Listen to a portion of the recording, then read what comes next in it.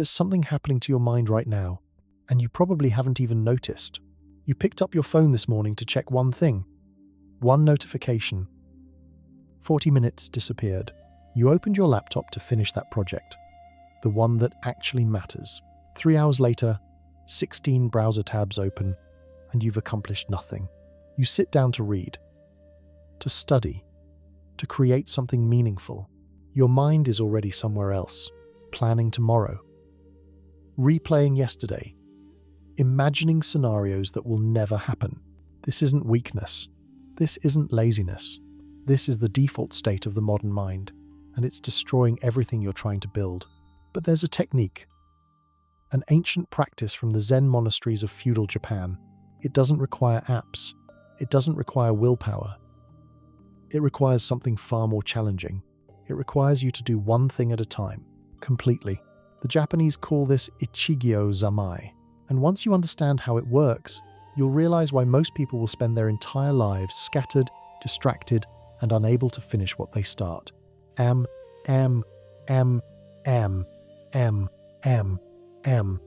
me tell you about Marcus. 34 years old, software engineer, smart guy, capable. But Marcus had a problem that was quietly destroying his career and his sanity. He couldn't focus on a single thing for more than 7 minutes. Not because he had a disorder, not because he was undisciplined, because he had trained himself, accidentally, to be distracted. Morning routine looked like this.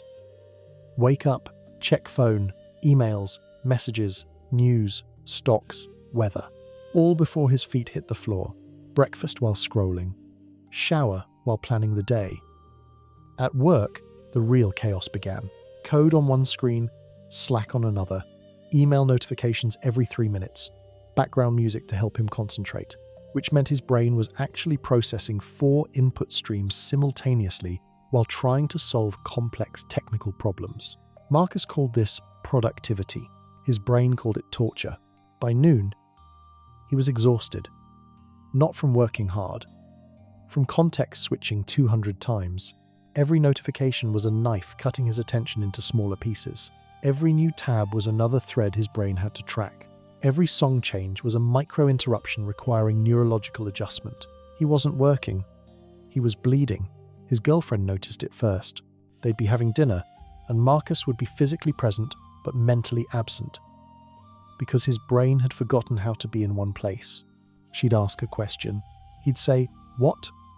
Not because he didn't hear, because his consciousness was distributed across 17 different mental spaces, and he couldn't pull it back fast enough.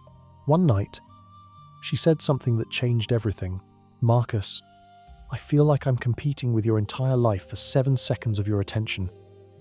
That sentence detonated something in his chest, because she was right. He couldn't remember the last time he'd done anything with full attention. His life had become a continuous state of partial presence. And partial presence is another word for absence. That night, Marcus started researching. He needed to understand what was happening to his brain, and he needed to know if it could be fixed. What Marcus discovered wasn't comforting, but it was true. The human brain wasn't designed for the world we've created. For 200,000 years, attention meant survival. Because if it was a predator and you were distracted, you died. But in the modern world, there are no predators. There are only notifications, and your brain treats every ping, every buzz, every red dot the same way it treated that branch snap. As a potential threat requiring immediate attention, researchers at Stanford studied this. They called it continuous partial attention, the state of paying simultaneous attention to multiple sources of incoming information, but at a superficial level, which sounds fine until you realize what it actually means. You're never fully present anywhere. Your consciousness becomes like a flashlight beam, spread too thin. Lots of area covered, nothing clearly illuminated. Marcus read about a study from the University of California. After an interruption, it takes an average of 23 minutes to return to full focus on the original task. 23 minutes. He calculated his interruptions in a single workday. Slack messages, email notifications, calendar alerts, phone calls, colleagues stopping by. 67 interruptions, which meant he was spending more time recovering from interruptions than actually working. But the research that truly shook him was this. Every time you switch attention between tasks, you leave behind what researchers call attention residue. Part of your mind remains stuck on the previous task. So when you're trying to write code but you just checked Slack, part of your neural processing power is still thinking about that Slack message. You're never operating at full capacity. You're always running on a fraction of your actual cognitive ability. Marcus thought about his life through this lens. No wonder he was exhausted. No wonder nothing felt complete. No wonder he hadn't felt truly alive in years. He wasn't living multiple lives simultaneously. He was living no life fully. And then he found it. A blog post by someone who had solved this exact problem. The solution wasn't a new app. It wasn't a productivity hack. It was a 700-year-old Zen Buddhist practice. Ichigyo Zammai. 2 and ep. And in Zen monasteries, there's a way of being that seems impossible to modern people. The monks do one thing at a time. Completely. When they eat, they eat. Not eat while planning, not eat while talking, just eating. When they sweep, they sweep. The entire universe becomes the movement of the broom across the floor. When they sit in meditation, they sit. No part of their mind is anywhere else. This sounds simple, almost stupid, until you try it, because what you'll discover is that you've forgotten how to be present for even 30 seconds. Ichigyo Zammai translates roughly to concentration on a single action. But that translation misses something crucial. It's not just about focusing on one thing. It's about becoming one with the action. There's no you doing the task. There's just the task expressing itself through you. The separation between subject and object dissolves. This isn't mystical philosophy. It's neuroscience. When you achieve complete absorption in a single activity, your brain enters what researchers call a flow state. The prefrontal cortex, the part of your brain responsible for self-monitoring and executive function, partially deactivates. The voice in your head that's constantly narrating, judging, planning. What remains is pure action, pure presence, pure capability. Athletes know this state. They call it being in the zone, but here's what almost no one understands. This state isn't reserved for elite performers. It's your natural state. The state your brain desperately wants to return to. But you've built an entire life that prevents it. 2 2 2 2 2 2 2 2 2 2 2 2 2 2 2 2 2 2 2 2 2. Marcus decided to test it. Not as a philosophy, as an experiment. He chose one task, morning coffee. For years, making coffee had been a transitional activity, something he did while checking his phone, planning his day, listening to podcasts. Now he was going to make coffee as if it was the only thing in the universe. First morning. 6:15 a.m. He filled the kettle. No phone, no music, just the sound of water. He watched it. The way the stream caught the light, the sound it made hitting the metal. His mind immediately rebelled. This is boring. Check your phone. You're wasting time. There could be important messages. The voice was loud. Marcus recognized this. His brain, addicted to stimulation, was experiencing withdrawal. He continued. Measured the coffee grounds. Inhaled the smell. Really smelled it. When was the last time he'd actually noticed the smell of coffee? He couldn't remember. He poured the water, watched the bloom. It was beautiful, and he'd done this 1,000 times without ever seeing it. 7 minutes start to finish. Just making coffee. And when he took the first sip, something strange happened. He tasted it. Actually, tasted it. The complexity, the bitterness and sweetness, the warmth spreading through his chest. It was the same coffee he'd been drinking for 5 years, but it was completely different, because for the first time, he was fully present to experience it. That's when Marcus understood. The problem wasn't the coffee. It was him. He'd been living his entire life the way he'd been making coffee, present in body. And if 7 minutes of full presence could transform something as simple as coffee, what could sustained presence do to his entire existence? 8, 8, 8, 8, 8, 8, 8, 8, 8, 8, 8, 8. The second test was harder. Work. Marcus had 4 hours of deep coding scheduled. A complex feature that required complete architectural thinking.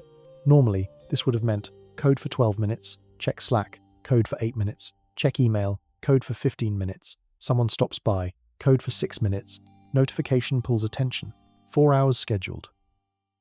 Today would be different. He closed Slack. Completely closed it. Not just minimized, closed. Turned off all notifications. Phone in another room. Only one application open. His code editor. One task. Build this feature. He set a timer for 90 minutes. Not as a deadline, as a commitment. For 90 minutes, this was the only thing that existed. The first 20 minutes was psychological warfare. His hand kept reaching for the mouse to open Slack. The urge was physical. His mind kept generating reasons why he needed to check messages right now. What if someone needs something?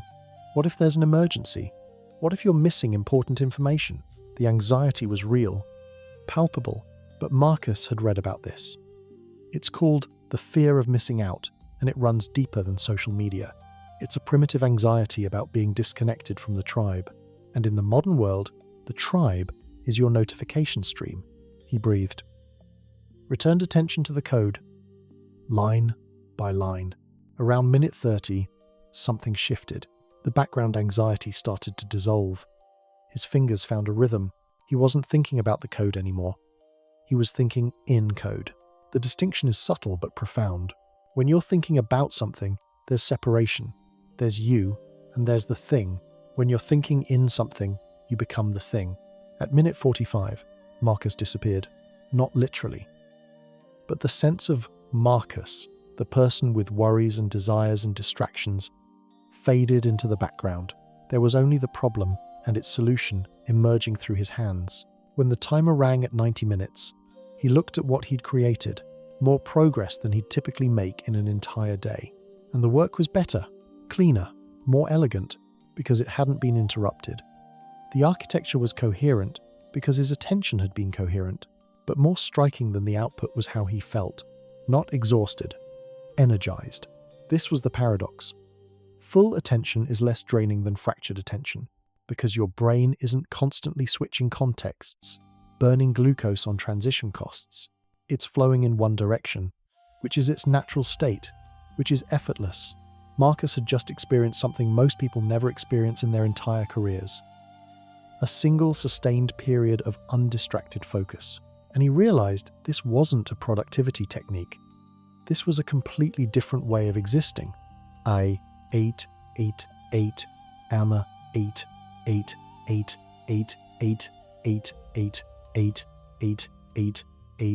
That evening, Marcus tried something even more radical. Dinner with his girlfriend.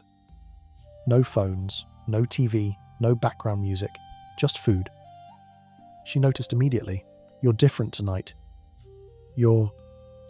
They'd been together 4 years. The first time in 4 years he'd been fully present during a meal. They talked. Really talked. Not the surface-level exchange of information they usually did while both scrolling their phones. They looked at each other. Made eye contact that lasted longer than 2 seconds.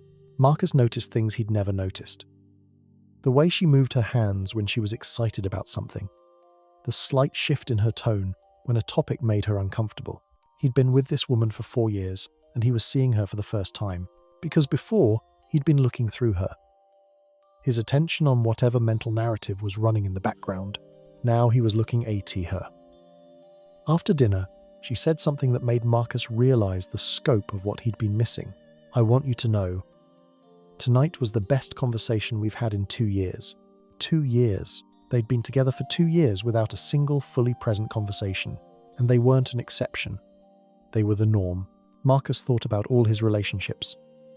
How many conversations had he actually been present for in the last decade? He couldn't think of 10, not because he didn't care about people, because he'd trained himself to be simultaneously everywhere and nowhere. The tragedy wasn't that he was distracted. The tragedy was that he didn't know he was missing anything.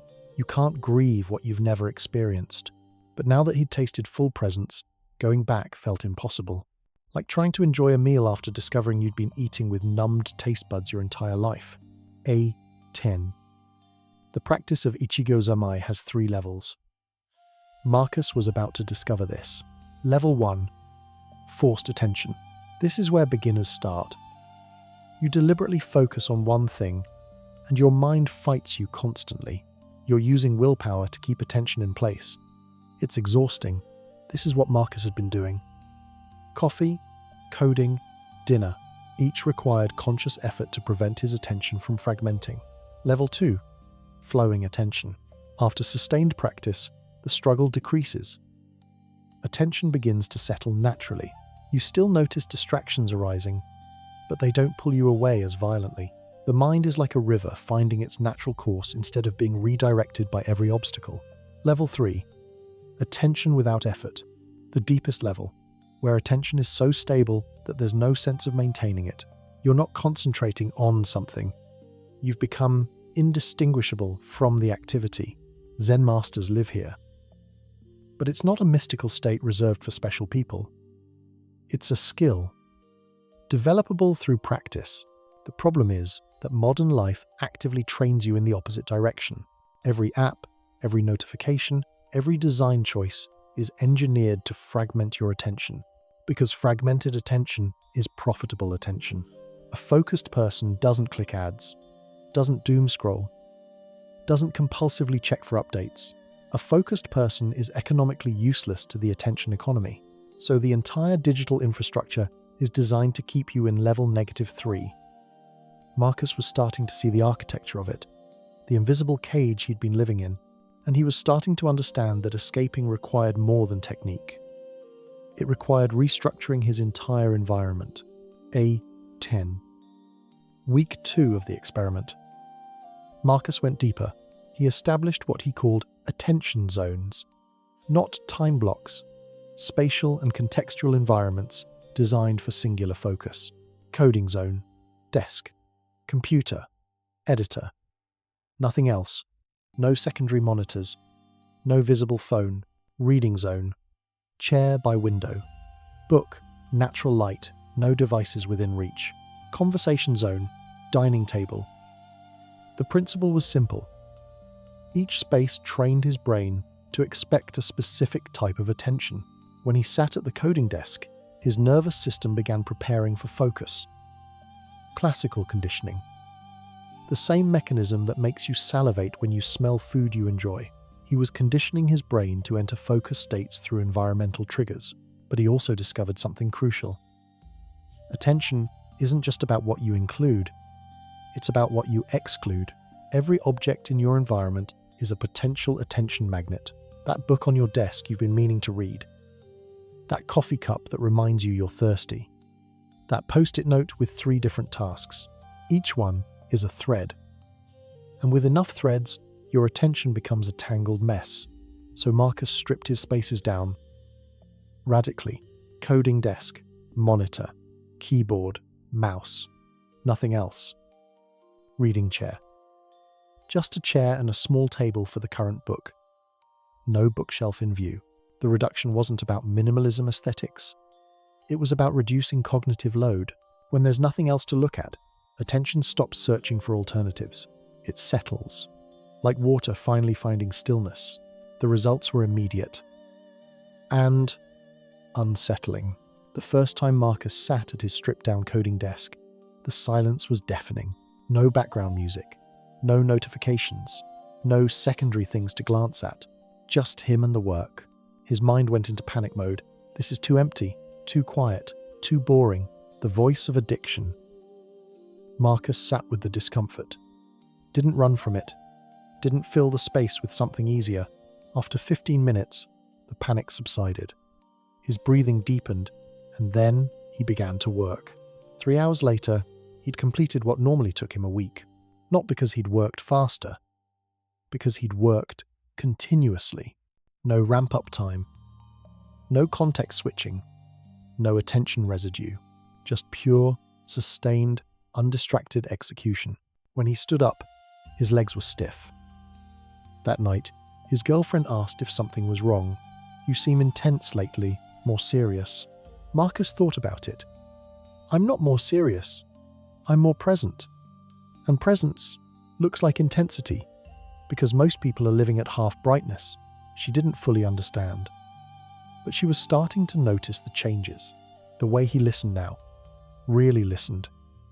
Just receiving what was being said as if it was the most important information in the universe. This is what Ichigyo Zammai does to relationships. It transforms them, because real intimacy requires presence. And presence has become the rarest gift you can give another human. 10. Month 2. Marcus's co-workers were starting to notice. He wasn't participating in the constant Slack banter anymore. He wasn't attending every meeting. He'd created what he called communication windows. Twice a day, 10 a.m. and 3 p.m., he'd check messages and respond. Outside those windows, he was unreachable. This made people uncomfortable. Some even complained to management. Marcus is becoming a bottleneck. He's not responsive enough. But his manager looked at the actual data. Marcus was shipping more features than the rest of the team combined. And they weren't buggy rush jobs. They were well architected, thoroughly tested, production-ready code. So the complaint died. Because results speak louder than response time. But Marcus was learning something deeper about presence. It makes other people uncomfortable. When you stop participating in the collective distraction, you become a mirror. People look at you and see their own fragmented attention reflected back. And they don't like it. Some tried to pull him back in. Dude, you're missing all the funny memes in the channel. Others made jokes. Marcus is becoming a monk. Soon he'll be shaving his head. But a few people, the ones who were also struggling, asked questions. How are you getting so much done? What changed? Marcus's answer was always the same. I stopped doing multiple things badly and started doing one thing completely. One young developer took it seriously. Started implementing attention zones. 2 weeks later, he pulled Marcus aside. This is insane. I've learned more in 2 weeks than I learned in 6 months of multitasking. Marcus smiled. Not with superiority, with recognition. He'd found what Zen practitioners have known for centuries. Not because you're smarter, because you're actually present for your own learning. When you read a line of code with full attention, you see patterns you'd miss when distracted. When you debug with complete focus, solutions appear that were invisible when your mind was scattered. When you're fully present, you're operating with your complete cognitive capacity instead of a fraction. This is the secret every master knows. Presence is the prerequisite for excellence. 10. But Marcus was about to face his hardest challenge yet. Doing nothing. In Zen practice, there's a form of meditation called shikantaza. Just sitting. No mantra. No visualization. No object of focus. Just sitting with whatever arises. Completely present to the raw experience of being alive. Marcus tried it. Sat in his reading chair. Closed his eyes. And immediately wanted to open them. The urge to check his phone was overwhelming. Not because he needed information, because sitting with himself, with no distraction, was terrifying. What surfaced was chaos. Endless thoughts, anxieties, plans, regrets, fantasies, a constant stream of mental noise he'd been covering up with distraction his entire adult life. He realized. The reason he was always doing something was to avoid being someone. Every podcast, every article, every notification was a shield against the discomfort of being present with his own mind. But Ichigyo Zammai applies to everything, including the experience of being alive. When sitting, just sit. No agenda, no goal, just complete presence with what is. The first week of sitting practice was psychological warfare. Marcus's mind generated every possible reason to stop. This is a waste of time. You should be productive. There's code to write, messages to answer. But he continued. 20 minutes every morning, just sitting. By week 3, something began to shift. The mental noise didn't stop, but his relationship to it changed. Before, every thought felt urgent. Every anxiety felt like a crisis requiring immediate action. Now, he could watch thoughts arise and pass without being pulled into their narrative, like watching clouds move across the sky. Present, but not attached. This translated directly into his work. When a difficult problem appeared, he didn't panic. When a critical bug emerged, he didn't spiral into catastrophic thinking. He simply addressed what was in front of him with complete attention. No drama, no extra suffering, just clean, direct Response. His girlfriend noticed the change. "You're calmer. It's like nothing rattles you anymore." But it wasn't that nothing bothered him. It was that he developed space between stimulus and response. That space is where freedom lives. Most people are pure reaction. Stimulus hits, reaction fires. Life happens to them, but with practice, a gap opens. Stimulus hits, awareness recognizes it, conscious response emerges. Life stops happening to you and starts happening through you. This is what Zen practitioners mean by enlightenment. Not some mystical state, just being awake to your own experience as it unfolds. And it's available to anyone willing to practice presence, one breath at a time. Month 4. Marcus had become someone else, not a different person. A more complete version of the person he'd always been underneath the distraction. His work was exceptional. His relationships were deeper. His life felt like his life instead of something happening to someone else. But he'd also become aware of something disturbing. How rare this was. He'd look around at people, in cafes, on trains, in meetings, and see the same pattern everywhere. Physical presence, mental absence, everyone looking at screens, no one looking at each other. Or at the world, living in a constant stream of mediated experience. Never directly encountering reality. It was like watching a species slowly go blind, losing the ability to see what's actually in front of them. And the tragedy was that no one seemed to notice. The blindness had become normal. Marcus tried to talk about it with friends. The ones who weren't interested in changing. "Don't you feel like you're missing your own life?" They looked confused. "But are you there for any of it? Or are you just processing inputs and generating outputs?" Silence. Because the question landed somewhere they didn't want to look. Marcus realized, you can't explain color to someone who's only ever seen in black and white. You have to show them, or they have to discover it themselves. So he stopped trying to convince people. Instead, he embodied the practice, fully present in conversations, completely focused when working, deeply attentive to his girlfriend. Some people noticed. The ones ready to notice. A colleague started leaving his phone at his desk during lunch. Actually tasted his food for the first time in years. His girlfriend's sister, after visiting for a weekend, asked, "What's different about you two? You're so connected." They were connected because they were present. And presence creates connection. Distraction creates isolation. Even when you're together, you're apart. Presence creates union. Even in silence, you're together. 80, 80, 80. But here's what almost nobody tells you about developing deep attention. It changes what you want. When Marcus started this practice, he thought he wanted productivity, more output, better results. What he discovered was that presence reveals what actually matters. All the things he'd been chasing, status, achievements, external validation, started to feel hollow. Not because they were wrong, because they weren't real. When you're constantly distracted, you don't have to face the fundamental questions. Distraction is an anesthetic. It numbs you to existential discomfort. But presence removes the anesthetic, and you have to feel everything. Marcus started to notice that most of his ambitions weren't his. They were internalized expectations. Become a senior engineer, buy a house, optimize for career advancement. But when he sat with complete presence and asked, what do I actually want? To create things that matter. To be fully present with the people he loved. To live with attention and intention instead of reaction. This didn't mean becoming less ambitious. It meant becoming precisely ambitious. Instead of vague success, he wanted specific mastery, deep expertise in his craft. Instead of career advancement, he wanted to solve problems that genuinely interested him.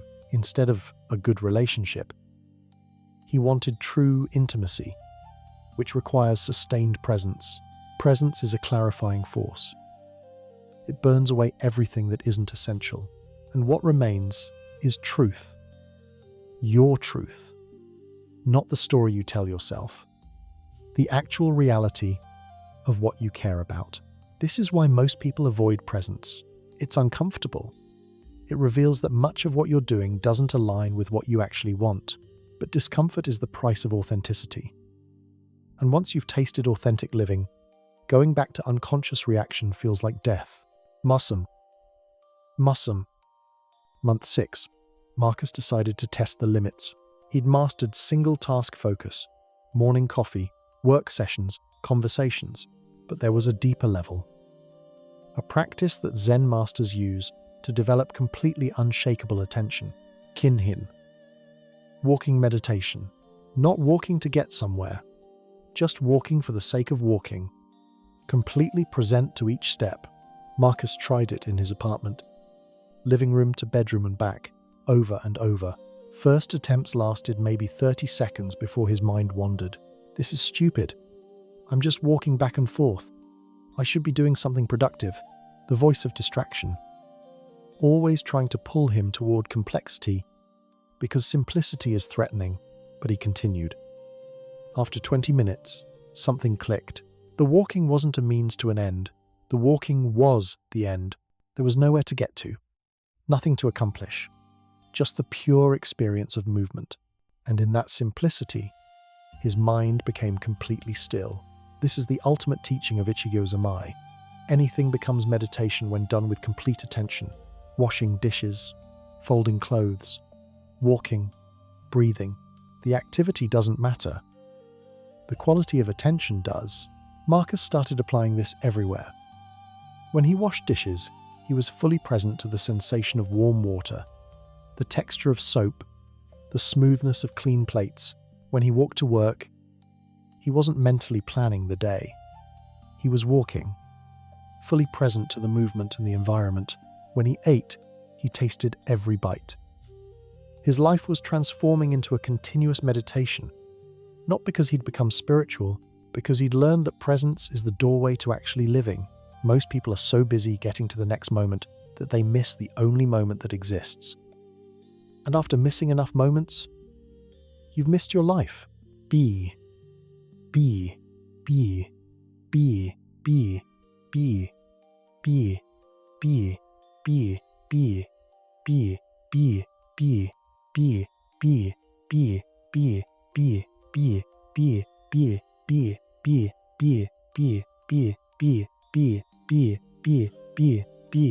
One year after Marcus started practicing Ichigyo Zammai, his girlfriend, now his fiancée, asked him something.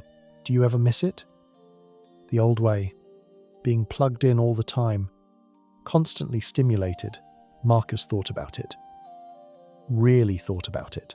No, because I thought I was living before, but I was just processing, like a computer running programs. No one was home, and now I'm here. And here is the only place anything real happens. She understood, because she'd started practicing too, not because Marcus pushed her, because she saw the change in him and wanted it for herself. They'd instituted what they called presence hours. Every evening, 7-9 p.m. No phones, no TV, no devices. Just them, talking or not talking, cooking together, walking, being. It had saved their relationship. Because they'd been two people living parallel lives in the same space. Now they were actually together. Their friends noticed. Some were inspired. Others were uncomfortable. The uncomfortable ones stopped coming around. Not because of conflict, because presence is contagious. And people who are avoiding themselves can't be around people who aren't. The inspired ones ask questions. Marcus always gave the same answer. It's simple. Pick one thing, anything, and be completely present for it. Do that every day. Everything else unfolds from there. Most didn't follow through. Because simple isn't easy. It's simple to be present while making coffee. It's not easy because your entire nervous system is addicted to distraction, but the few who stuck with it experienced the same transformation Marcus had, not overnight. Gradually, like a photograph slowly developing. First, you notice you're distracted. That's level 1 awareness. Then, you can catch yourself and return to presence. That's level 2. Finally, distraction stops arising as frequently. Presence becomes your default state. That's mastery, and mastery changes everything. Eek, eek. There's a Zen story Marcus read that crystallized everything. A student asks a master, "What is enlightenment?" The master replies, "When hungry, eat. When tired, sleep." The student is confused. "But everyone does that." The master smiles. "No. When most people eat, they're thinking. When they sleep, they're worrying. They're never where they are. This is the teaching. This is everything. Enlightenment isn't a mystical state. It's complete presence to whatever is happening now. When you eat, just eat. When you work, just work. When you love, just love. Not distracted. Not planning the next thing. Not replaying the last thing. Just here. Fully, completely. That's the practice. That's the path. That's the transformation. Marcus had spent 34 years living in his head. Planning, worrying, imagining. And in 1 year of practice, he'd discovered that his entire life was happening outside his head.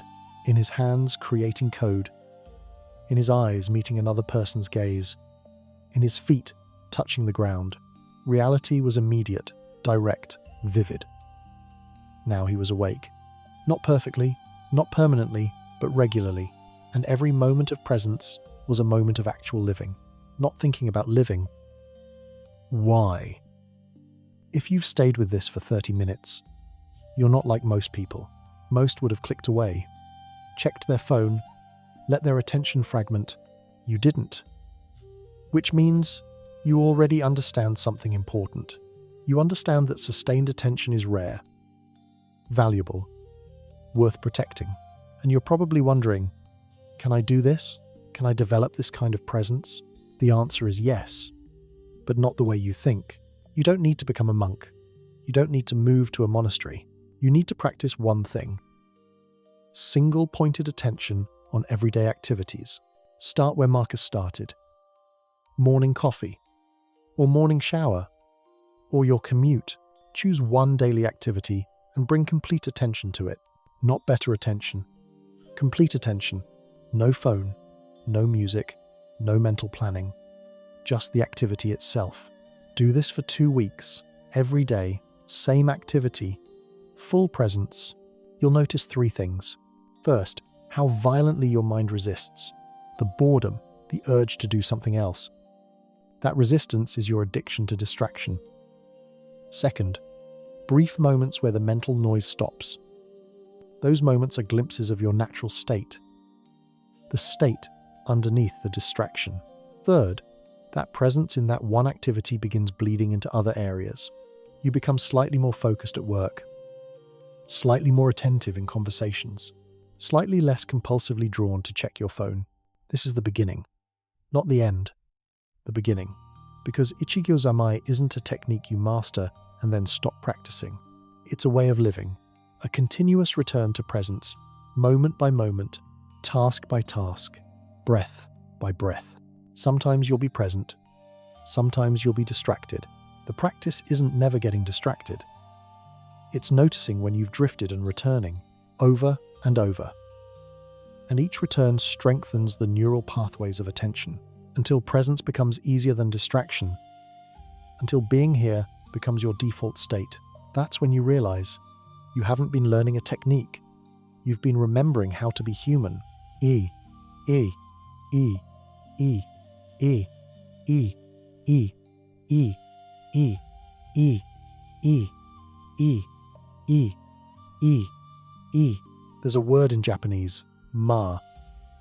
It means the space between things, the pause between notes in music. The emptiness in a room that makes the furniture visible, the silence between words that gives speech meaning. Modern life has eliminated ma. Everything is packed. No space between activities.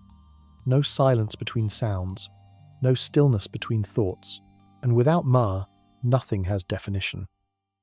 Ichigyo Zammai creates ma, not by adding emptiness.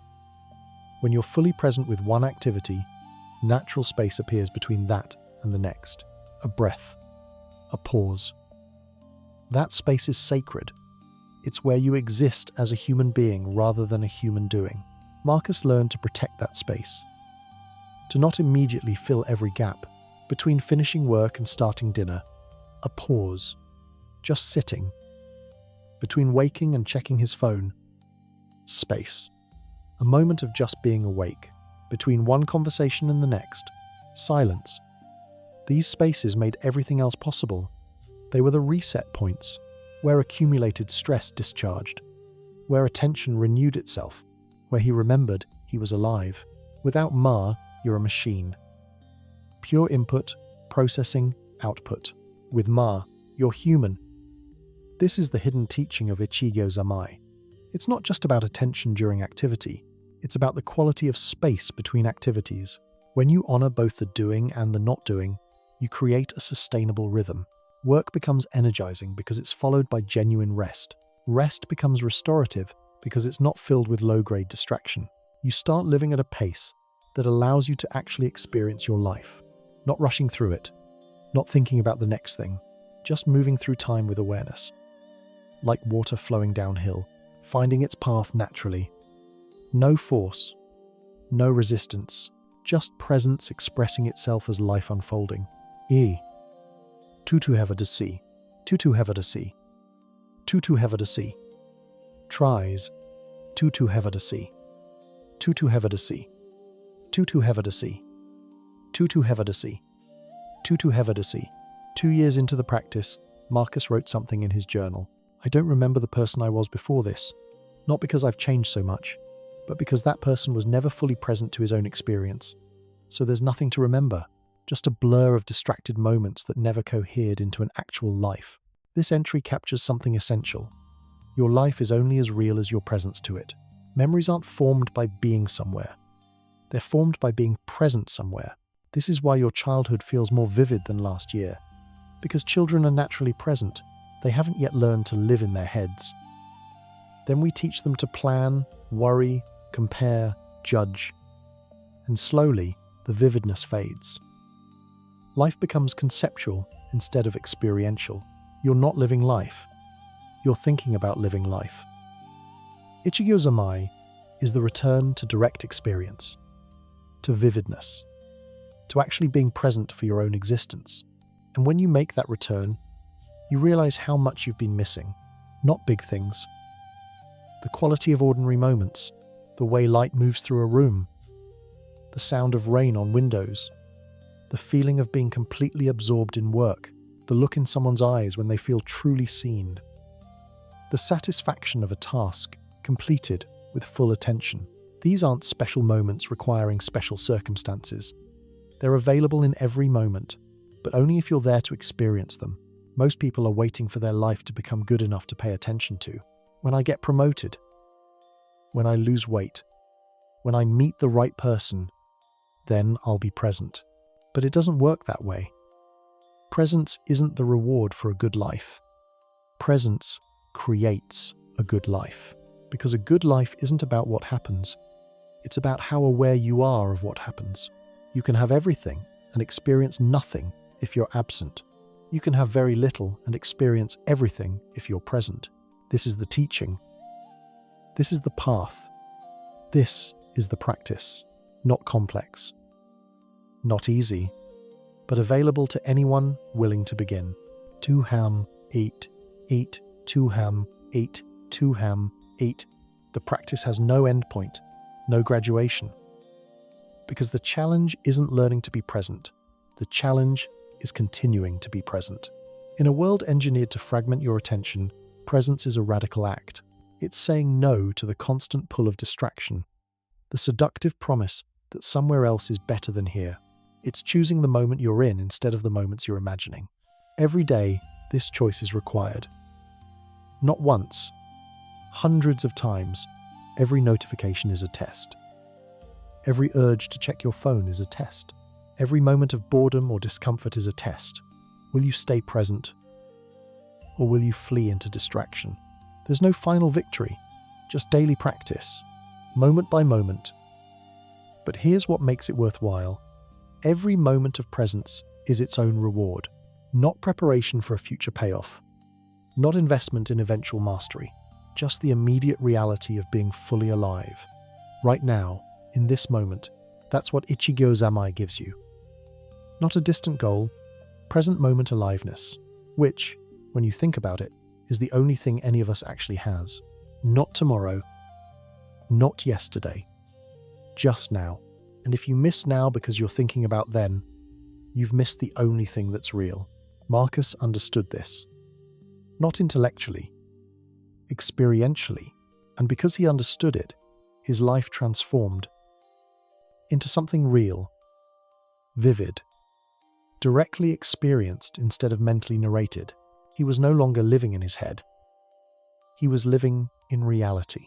And reality, when you're actually present to it, is endlessly rich. Not because it changed, because he finally showed up to experience it. This is available to you. Not someday. Now, choose one thing. Be completely present to it. Start there. The rest unfolds naturally, like a river finding its course. One moment of presence leads to another, and another, and another, until presence becomes the ground of your existence instead of a rare exception. That's the path. That's the practice. And it begins with the next thing you do. Will you be there for it? Completely? Or will you be somewhere else? That choice is yours. That choice is always yours. Make it consciously. Make it now. Thank you for your attention. Not just for watching, for being present. That matters more than you know.